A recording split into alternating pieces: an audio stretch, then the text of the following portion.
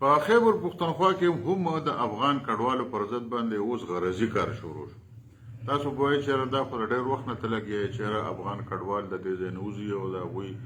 پر ضد باندې اپریشن هم شروع دی او داسې چل دی او هغسې چل دی، خو غرضي کار داسې شروع شو چې که ستاسو خیال وي چې د خیبر پښتونخوا نه علاوه د پاکستان په نورو صوبو کې چې کوم کارونه شوي وو نو هغه اوس په خیبر پښتونخوا کې د پرون نه شروع شو. د پاکستان په نورو صوبو کې داسې کار شوی و چې کومو خلکو د پاکستان شناختي کارډونه جوړ کړي دي، بیا پاسپورټونه جوړ کړي دي. دا تقریبا 14 لکه خلک جوړېږي افغان کډوالو کې. د هغوی فیملی ټری را معلومې کړئ چې دوی د چا په خاندان کې ځان ورچولی دی. په پنجاب کې خو دا کار ډېر مخکې شوی دی، په بلوچستان کې هم دا کار ډېر مخکې شوی دی. اوس په خیبر پښتونخوا کې دا کار اوس شروع شو چې کومو کسانو د چا په فیملی ټری کې ځان ورچولی دی، د چا په خاندان کې ځان ورننیستی دی چې زه د پلانکي زوی یم، زه د پلانکي ورور یم، زه د پلانکي نوسی یم. اوس هغه کوم خاندانونو کې چې هغوی ځان ورچولی دی نو د هغوی فیملی هیسټري چې موږ ته په پښتو کې شجره ویلی شو، اوس د دغه خاندانونو هغه شجره ګوري چېرې دا کوم سړي په کورنۍ کې په خاندان کې چې یو افغان کډوال ځان ورچولی دی چې زه د پلانکي زوی یم او زه د پلانکي ورور یم، نو د دوی شجره موږ ګورو چې دا کوم سړی خپل پلار خولی دی، د ده واده کله شوی دی، بیا چې دې کله پیدا شوی دی او دی وایي چې زه د پلانکي زوی یم، نو د فارم بی کله جوړ شوی دی، بیا چا چېرې ده تصدیق کړی دی او په کوم وخت کې کړی دی، او د ده پلار چې دی ورته خپل پلار وایي په شناختي کارت کې د ده او د هغه په عمر کې څونه فرق دی، د ده او د هغه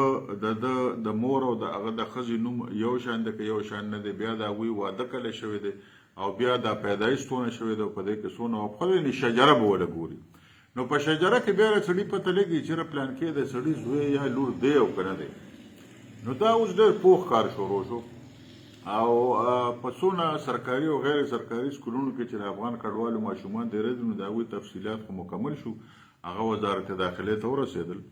اوس ډېر سخت اقدامات روان دي. لومړي اقدامات خو دا دي چې افغان کډوال چې کوم په پاکستان کې اوسي نو د هغوی د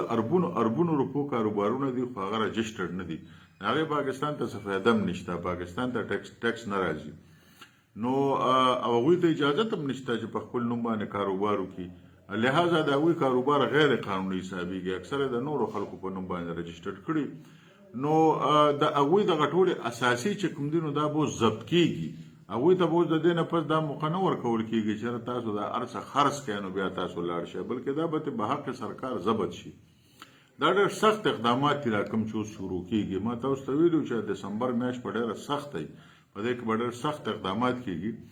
او بیا د ټولو نه غټ اقدام به دا کېږي چې په جنورۍ کې به بیا بارډرې د پیاده تګ راتګ دپاره هم بندې شي